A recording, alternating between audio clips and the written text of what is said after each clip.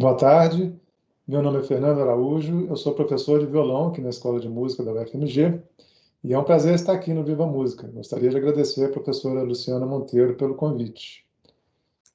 A palestra de hoje vai ser dividida em três momentos, três partes, e o título geral é Francisco Mignone, Velho Mestre, Novos Caminhos. Ela gira em torno do repertório do CD Francisco Mignone, Manuscritos de Buenos Aires e Canções para Voz e Violão, lançado pelo selo Sesc de São Paulo em abril passado, abril de 2021, e que foi gravado por mim, pelo violonista Celso Faria e pelo soprano Mônica Pedrosa. E somos nós três que vamos dividir essa palestra. Eu vou falar sobre Mignone e os manuscritos de Buenos Aires, de uma forma mais geral. O professor Celso vai abordar os manuscritos de Buenos Aires no contexto do violão brasileiro do século XX, e a professora Mônica vai falar sobre as canções de Mignone com violão. Bem, o que são, então, esses manuscritos de Buenos Aires que integram e dão título a esse CD, que inclusive foi o que gerou o convite para a gravação desse trabalho? Bom, trata-se de uma coleção de manuscritos autógrafos, ou seja, escritos pelo próprio compositor, de obras para dois violões de Francisco Mignone. Essa coleção está no acervo Martins Zárate, do Instituto Nacional de Musicologia Carlos Vega, em Buenos Aires. Eles foram dedicados a um duo argentino chamado Duo Pomponio Zárate, e a coleção compreende 5 obras, uma delas uma suíte em 4 movimentos. Esta coleção, a qual eu dei o título de Manuscritos de Buenos Aires, foi o meu objeto de estudo no doutorado, defendido aqui na escola, e por isso eu gostaria de abordá-la, de falar um pouco de como eu conduzi a pesquisa, de como eu transformei esse assunto em uma pesquisa de doutorado, já que eu estou falando para alunos da graduação, que muito provavelmente, daqui a não muito tempo, vão estar seguindo adiante na sua pós-graduação e vão se deparar, talvez, com uma situação semelhante. Bom, o simples fato de existir uma coleção de manuscritos talvez já fosse suficiente para uma pesquisa, mas nesse caso eles têm vários aspectos que os tornam ainda mais interessantes para um trabalho desse tipo. A pesquisa, né, as abordagens dos manuscritos nessa pesquisa se deram em três frentes, né? Os aspectos musicológicos, a interpretação das obras e a edição das partituras.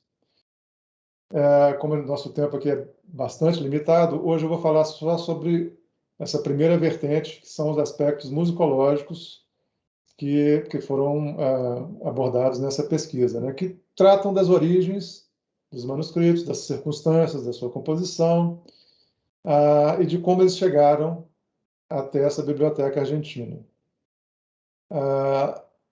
Esses manuscritos me foram apresentados pelo professor Fausto Borém, que é professor de contrabaixo aqui na escola, e que veio a ser meu orientador, inclusive, no doutorado. Ele me apresentou esses manuscritos em 2012, primeiro semestre de 2012. A princípio achei interessante, mas não me chamou tanta atenção assim, porque eu não tinha a exata dimensão do que era aquilo ali. Todo mundo que sabe, né, se não sabe, vai saber logo, que é muito difícil ter acesso a manuscritos, a obras escritas por compositores brasileiros do século XX, e mesmo mais atuais até, porque esses manuscritos estão pulverizados em bibliotecas, às vezes nas mãos de particulares, enfim, muito pouca coisa foi publicada, então sabe-se pouco a respeito do repertório, não só do violão, mas do repertório em geral da música brasileira do século XX. Eu comecei, então, a investigar um pouquinho a respeito desses manuscritos e logo percebi um primeiro aspecto que eu acho interessantíssimo, que eles eram, né, inéditos. ninguém sabia da existência dessas peças. Além disso, eles estavam em Buenos Aires, sendo compostos por um compositor brasileiro. No decorrer da pesquisa, eu visitei bibliotecas aqui no Brasil, inclusive a Biblioteca Nacional, onde está depositado o acervo particular do Francisco Mignone, e descobri que esses manuscritos não estão reproduzidos em nenhum outro lugar, só existem nesse acervo de Buenos Aires, com exceção de uma das peças, que é o Lundu, que foi inclusive publicada numa coletânea americana. Então, são circunstâncias bem intrigantes, né?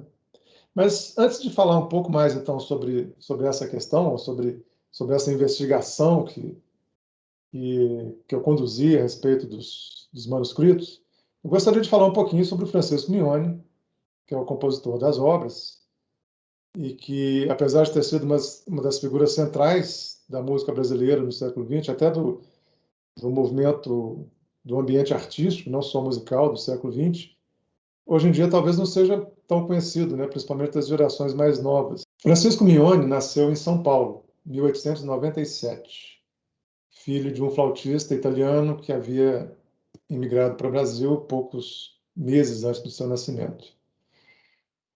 Mignone foi uma das figuras centrais do meio artístico brasileiro do século XX. Ele era compositor, pianista, regente e professor da Escola de Música do FRJ, inclusive.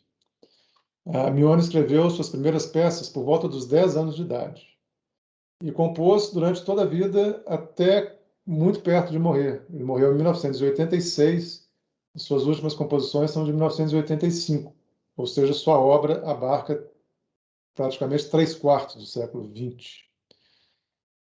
Sua habilidade musical era extraordinária e, aliada ao que Mário de Andrade considerava o conhecimento mais íntimo, mais profundo e vasto da música entre os compositores brasileiros, lhe permitia compor com extrema fluência e segurança.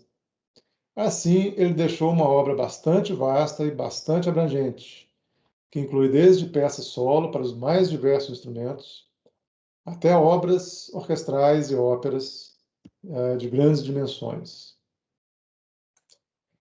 O violão, no entanto, apesar de ele ter tocado eventualmente nas serestas da juventude, foi praticamente ignorado por Mignone durante a maior parte de sua carreira de compositor. É um fato muito interessante que ele escreveu uma das mais vastas obras para violão dentre os grandes compositores brasileiros do século XX, como Villa-Lobos, Guarnieri, Guerra Peixe. Mas ele começou a compor essa obra a partir de 1970, à beira do seu aniversário de 73 anos. Essa foto mostra Mignone, meados dos anos 1970, não muito tempo depois de ter iniciado a composição dessa obra para violão. Aliás, nessa época, meados dos anos 70, inclusive compôs uma de suas principais obras, que é o Concerto para Violão e Orquestra. Mas essa relação de Mignone com o violão foi, a princípio, bastante ambígua, podemos dizer. Eu gostaria de colocar para vocês uma gravação de uma entrevista que ele deu para o Museu da Imagem e do Som em outubro de 1968, ou seja, 1 ano e 2 meses antes, 1 ano e meio antes de começar a compor essa obra para violão, na qual ele, respondendo a uma pergunta sobre se tinha escrito para violão, diz o seguinte: não escrevi nada para violão, porque eu, em geral, para violão, ou escrever muito bem ou nada. Eu confesso, eu não sou muito admirador do violão, devido àquele negócio de escorregar com o dedo, subir sempre escorregar agora. O ruído, que ninguém consegue tirar, não sei gosta. E depois outra coisa, o violão é um instrumento muito simpático durante 20 minutos. Depois de 20 minutos cansa e cansativo. Ele não tem grande variedade de sonoridade. E sempre aquele negócio de procurar posições complicadas, estrear a corda para cá e para lá. Não tenho muito interesse no violão. É um instrumento romântico, simpático. Eu vi o Segovia mesmo, eu não posso ouvir um concerto inteiro de Segovia. Né? Depois, na primeira metade, estou mais do que satisfeito.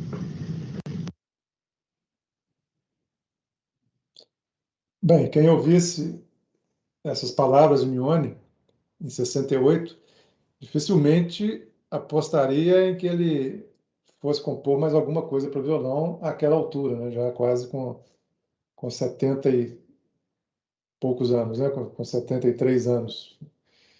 No entanto, em julho de 70, na verdade, em agosto de 1970, ele começa a escrever para violão e em 2 meses escreveu uma série de 12 estudos e 12 valsas que sozinhas já o tornam um dos compositores que mais escreveram para violão dentre esses compositores brasileiros que eu citei anteriormente.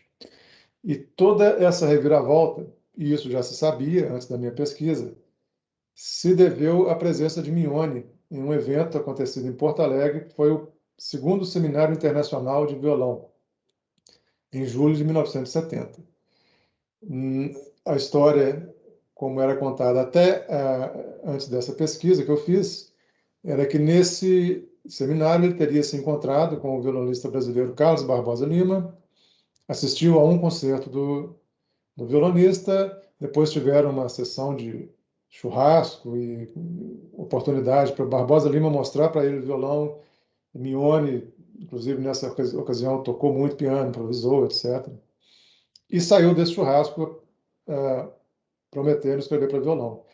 Mas o enfoque era totalmente sobre a figura de Barbosa Lima e supunha-se que Mignone tinha ficado pouco tempo em Porto Alegre, apenas o suficiente para assistir o concerto de Barbosa Lima e depois participar desse churrasco e aí já teria ido para o Rio. Na verdade, esse envolvimento foi de Mignone com violão durante esse seminário de Porto Alegre. Eu consegui descobrir na pesquisa que foi muito mais profundo e mais amplo.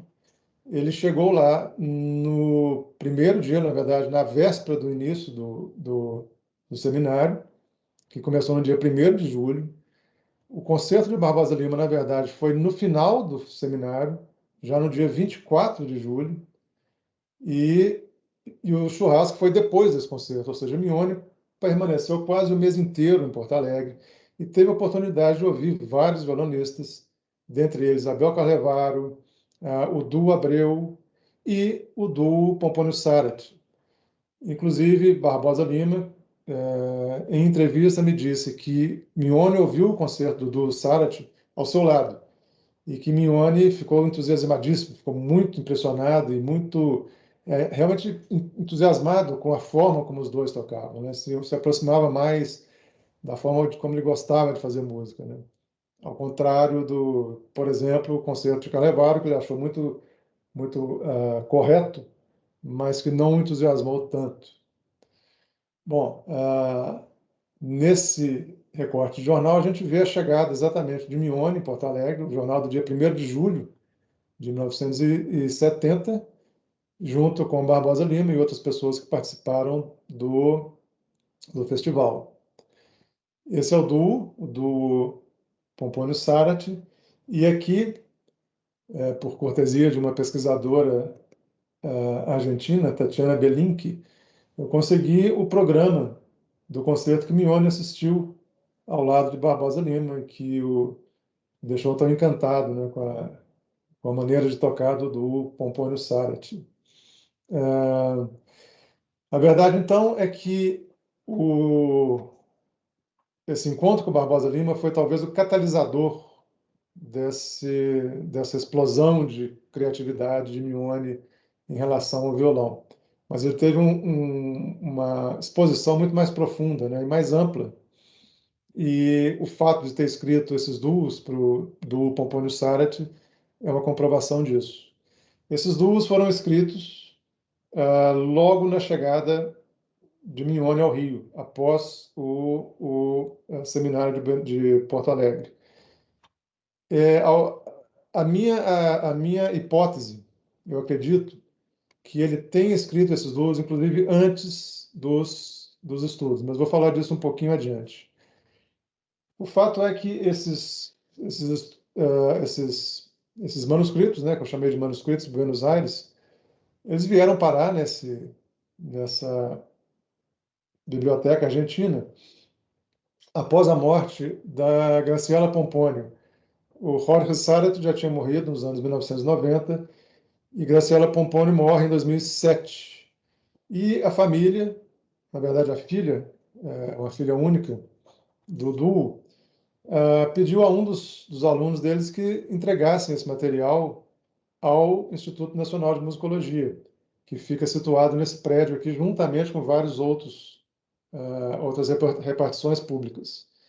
E aí vem uma história que acabou se tornando quase que um gancho, assim, os jornalistas adoram perguntar sobre isso, mas é que esse aluno ele não fez um contato prévio com a equipe do Instituto Nacional de Musicologia, ele simplesmente colocou todo esse material que, além dos manuscritos de Mignone, é, com a, tem vários outros manuscritos de vários compositores igualmente importantes, são quase 370 manuscritos que compõem o acervo Zarat. Ele simplesmente pegou esse material, colocou num saco de lixo desses pretos e deixou na portaria do prédio. E pronto. Da portaria, eles perceberam que aquilo era material a ser direcionado para o Instituto de Musicologia, levaram, né, esse material foi levado ao Instituto de Musicologia e deixado num canto, porque não havia ninguém para receber e para tratar esse material. Lá ele permaneceu por um ano e quase um ano e meio. Só em 2011, 2010, na verdade, o Instituto contratou uma musicóloga que finalmente deu o devido tratamento e catalogação a esse material, que é o material que eu fui conhecer nessa biblioteca, né? A biblioteca do Instituto Nacional de Musicologia, que em 2015 eu estava ainda durante a pesquisa, fui conhecer, fui ver os manuscritos, e aqui estou com o manuscrito das 4 peças brasileiras em mãos, devidamente enluvado para proteger os manuscritos. Aqui a gente vê alguns deles. É interessante a gente ver aqui a assinatura de Mignone, né? Aqui a gente vê, inclusive, 2 vezes esse aqui. Aqui tem uma dedicatória ao admirável duo Pompônio Sarat e uma assinatura de Mignone, o título, e mais uma aqui. Esse está datado de 12 de agosto de 1970. E aqui ao lado, o Lundu, que é a peça que eu falei que foi a única que circulou, que foi publicada, inclusive, nos Estados Unidos, também com a dedicatória e a assinatura de Mignone. Os manuscritos de Buenos Aires, as peças que compõem essa coleção de obras, são versões de obras mais antigas de Mignone, todas elas. Falando muito rapidamente, a canção é uma versão de uma canção que ele escreveu, uma canção popular chamada Mandinga Doce, que ele compôs sob o pseudônimo de Chico Bororó, e é de 1930. Todas as outras peças são derivadas de obras para piano. As valsas são derivadas das valsas de esquina, o lundu tem o mesmo nome, e as 4 peças brasileiras também têm o mesmo nome. Interessante é que essas peças todas remontam ao começo, às primeiras décadas de atuação de Mignone como compositor, e todas estão muito imbuídas do universo musical da juventude do compositor, que era o universo musical da virada do século, né? Dominado pelo machixe, a música popular urbana, e também a música de Ernesto Nazaré, que Mignone admirava imensamente. O caipirismo, que era um movimento cultural que existia em São Paulo e que buscava resgatar as raízes, o que eles acreditavam ser as raízes da cultura paulista, que naquele momento estava sendo invadida pelos italianos, dentre eles o pai de Mignone, e o ambiente das serenatas, né, das serestas que Mignone fazia pela São Paulo dos anos 1910, que a gente vê aqui, uma cidade muito diferente do que a gente conhece hoje, né? E daí a gente chega a alguns desdobramentos dessa pesquisa que eu realizei em torno dos manuscritos, né? E a gente vê que o conhecimento sobre a gênese da obra violonística de Mignone, de uma certa maneira, foi aprofundado e refinado graças a essa investigação. A gente viu que era tudo baseado em uma única figura, em um único momento, e, na verdade, a história foi mais complexa do que isso, um pouco. De forma que esse encontro com o Barbosa Lima, na verdade, foi a culminância de um processo, né? E não um evento isolado que desencadeou essa, esse interesse de Mione pelo violão. Ah, Como eu disse, esse ambiente musical, não, essas referências musicais que estão presentes nos manuscritos, foram carregadas e ecoam fortemente nos 12 estudos e nas 12 valsas. Nas 12 valsas, obviamente, é uma influência direta, né, das valsas brasileiras que estão presentes nos manuscritos e também, obviamente, a coleção de 12 valsas. E os 12 estudos também são muito baseados nesse tipo de nacionalismo, do caipirismo e da música popular urbana do começo do século XX. Além disso, a análise da escrita instrumental dos duos mostra que Mione começou compondo de uma forma muito conservadora, já que não tinha nenhuma intimidade com a escrita para violão, e ao longo dos manuscritos ele vai desenvolvendo essa escrita. A gente viu que ele tinha uma habilidade musical muito grande, né, e as coisas com ele aconteciam de uma forma muito rápida. E ao ponto de já começar a incorporar certos gestos violonísticos, certas características idiomáticas. E a gente vê que nos estudos, desde o primeiro estudo, a escrita já é muito mais segura. Por isso eu penso, né, eu acredito que esses manuscritos serviram de, além de terem o seu mérito musical próprio, que é evidente, eles também serviram de laboratório para composição da grande obra violonística de Mione, que começava ali em agosto de 1970.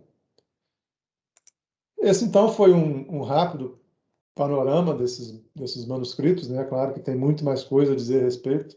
É uma obra muito fascinante, muito multifacetada, mas eu espero que vocês tenham não só gostado de conhecer um pouco mais dessa história, mas entendido um pouco como funciona a, a pesquisa em música, né? Pelo menos quando se tem um material desse tipo em mãos.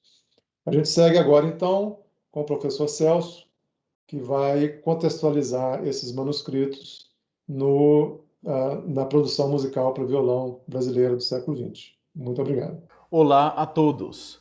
Eu sou o Celso Faria e gostaria aqui de falar sobre o ambiente e o repertório do violão de concerto no Brasil no período de composição das obras que integram os manuscritos de Buenos Aires, duos para violões de Francisco Mignoni, bem como sua importância para a literatura do instrumento. Só lembrando que este álbum, gravado pelo selo Sesc, foi lançado recentemente nas plataformas digitais e contou com a presença do soprano Mônica Pedrosa e, aos violões, Fernando Araújo e eu, Celso Faria. Sem sombra de dúvidas, Francisco Mignoni foi um dos protagonistas da música brasileira no século XX, especialmente na vertente da música de concerto. No caso do seu interesse pelo violão, a escrita composicional para o instrumento, Mignoni nos deixou uma rica e extensa produção. Apesar desta ter se iniciado, grosso modo, quando o compositor já contava com idade avançada, 73 anos. De fato, até o ano de 1965, e mais especificamente do triunfo do violonista maranhense Turíbio Santos, obter o primeiro prêmio no 7º Concurso Internacional de Violão da URTF, em Paris, feito que praticamente o tornou uma celebridade instantânea na música brasileira, o violão era visto com muitas ressalvas por grande parte da cena musical de concerto no Brasil. Entenda-se, produtores, críticos, maestros, compositores e, por conseguinte, até mesmo pelo público. Podemos explicar essa atitude, dentre outros, por dois motivos: sua complexa escritura, decorrente do intrínseco idiomatismo instrumental, e sua herança corriqueiramente associada ao universo boêmio. A frequência do instrumento nas salas de concerto também era reduzida e quase sempre circunscrita a um pequeno círculo de iniciados.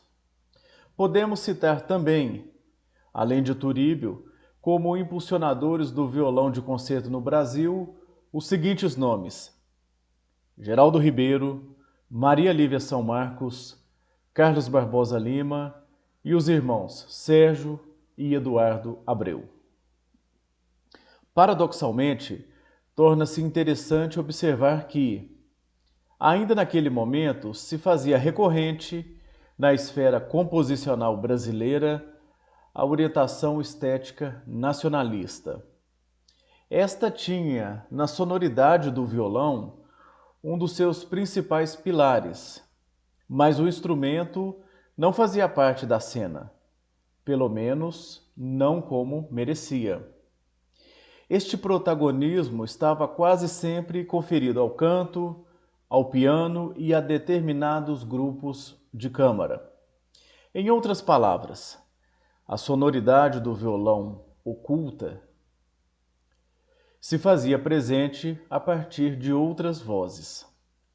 Até meados da década de 1960 e início da década seguinte, poucos compositores brasileiros ligados à música de concerto haviam dedicado obras para o violão.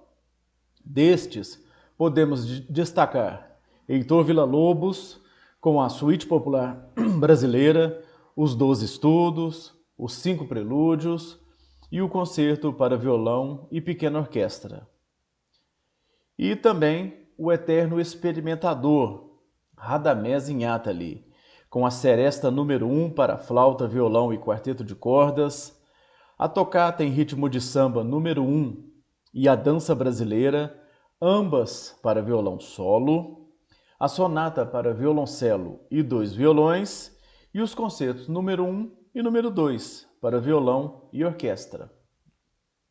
Por outro lado, encontramos alguns instrumentistas que também se dedicaram à composição para o violão, como Aníbal Augusto Sardinha, o Garoto, e Laurindo Almeida. Talvez, pelos motivos mencionados acima, Mignone se manteve quase que totalmente distante do violão até o início da década de 1970, quando foi convidado para participar do Seminário Internacional de Violão em Porto Alegre, promovido pelo Liceu Palestrina. Neste evento, Mignone conheceu o duo Pompônio Sarati, da Argentina, além de Carlos Barbosa Lima, do Brasil, nomes que mudariam definitivamente sua história com o instrumento. De volta ao Rio de Janeiro, logo após este evento, Mignone se dedicou com afinco à escrita, bastante arrojada sob o ponto de vista quantitativo, de 2 séries: Os Manuscritos de Buenos Aires, para 2 violões, dedicados ao duo Pompônio Sarati, e o ciclo dos 12 Estudos, para violão solo, dedicado a Carlos Barbosa Lima.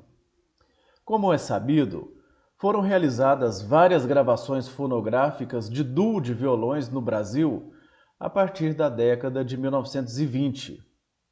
Diversos nomes como João Teixeira Guimarães, o João Pernambuco, Mozart Bicalho, Américo Jacomino, o Canhoto, e Dilermando Reis, por exemplo, solavam e eram acompanhados por outros violonistas. Em várias situações, por motivos desconhecidos, o nome do executante do segundo violão era omitido. Nestes casos, eram registrados, via de regra, gêneros populares, quase sempre autorais, como choro, valsa, marcha e batuque. Tradicionalmente, os acompanhamentos eram aprendidos de forma oral. Por outro lado, como mencionado anteriormente, o grande experimentador Radamés Inhatali, que se dedicou à escrita para duo de violões, só a fez após o contato com o duo Assad, formado pelos irmãos Sérgio e Odair a partir de 1974. As 5 obras que integram os manuscritos de Buenos Aires, a suíte 4 peças brasileiras, Maroca, Machichando, Nazaré, Toada, a primeira valsa brasileira, a segunda valsa brasileira, a canção e o lundu se constituem, até onde sabemos, nos primeiros exemplares escritos para 2 violões na literatura brasileira de concerto. Ao longo da década de 1970, Mignone voltou a escrever diversas obras para esta formação camerística. Dentre as grandes contribuições do compositor para a cultura brasileira, talvez tenha sido esta, além de inovadora, quem sabe, uma das mais relevantes. Boa tarde a todas e todos. Eu sou a professora Mônica Pedrosa, agradeço à professora Luciana pelo convite de participar aqui do Viva Música.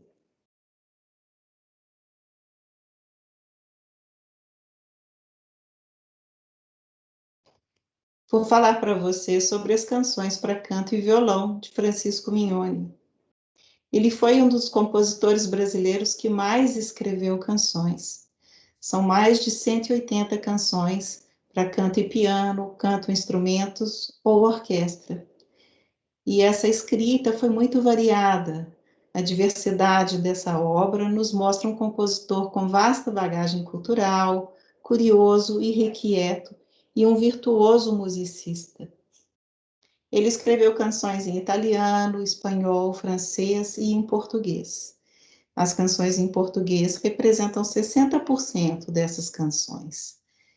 E elas incluem, essas canções, entre outras características, amplas linhas melódicas, fermatas, notas agudas sustentadas, características que nós podemos encontrar na música vocal italiana, melismas e células rítmicas de canções espanholas populares, elementos rítmicos e melódicos da música popular brasileira, motivos e textos afro-brasileiros.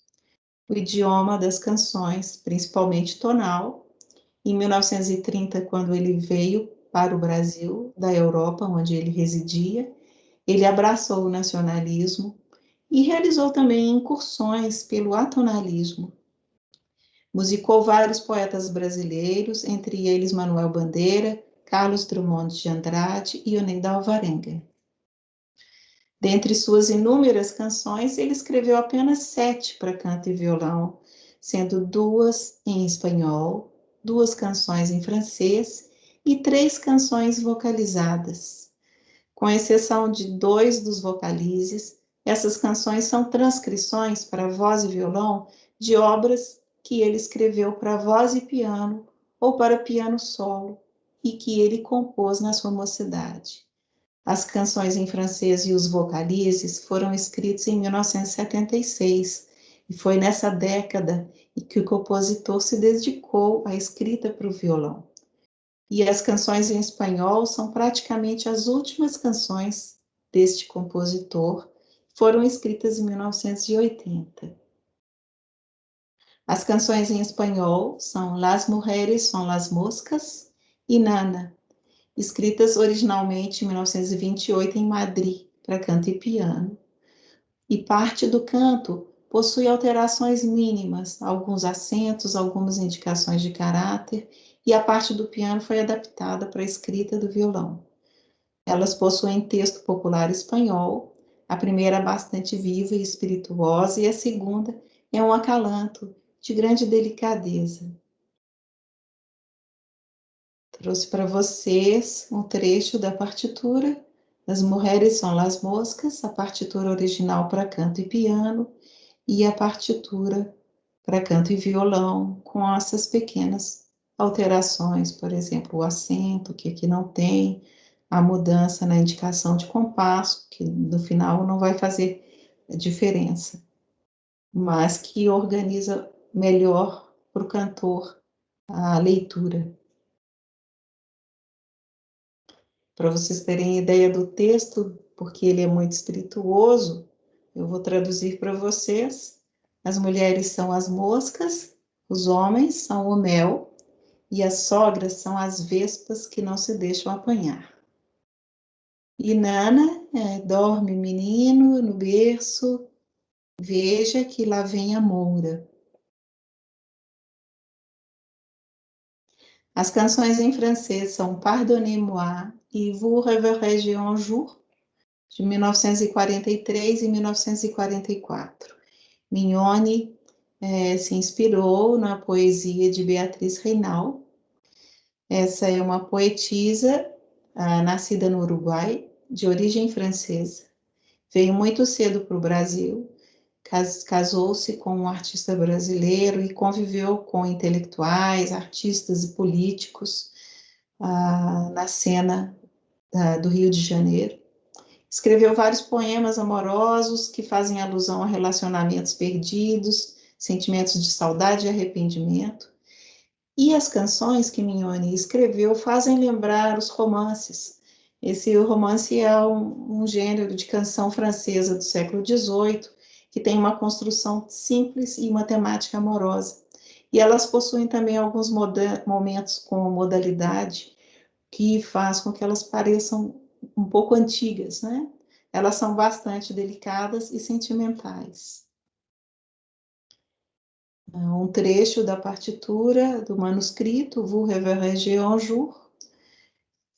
Vocês vão ver a simplicidade da linha melódica aqui do canto, em comparação com a linha melódica dos vocalizes que eu vou apresentar daqui a pouco.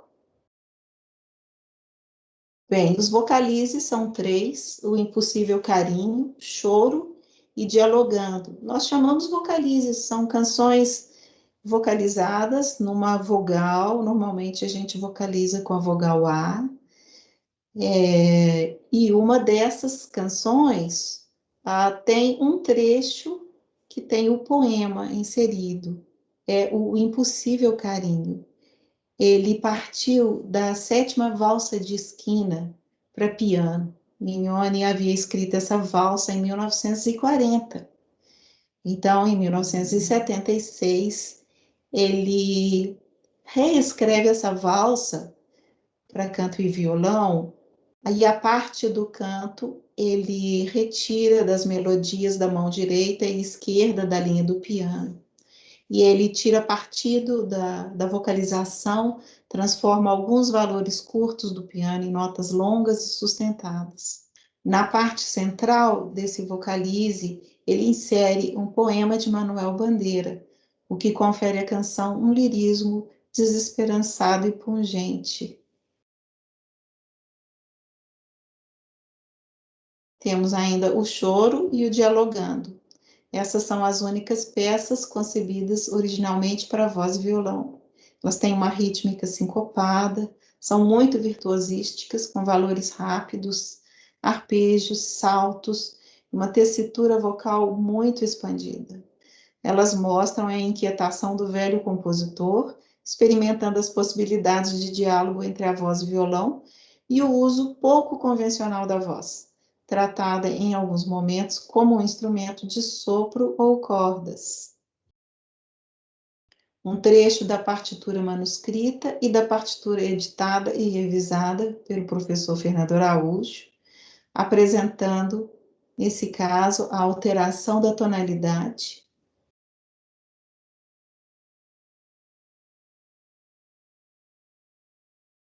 E um trecho da seção, na verdade é a seção A da peça Dialogando, e aqui vocês veem o diálogo entre a voz e o violão, a alternância das linhas e também a escrita instrumental para a voz, a tessitura bastante aguda, os saltos, escalas, cromatismos,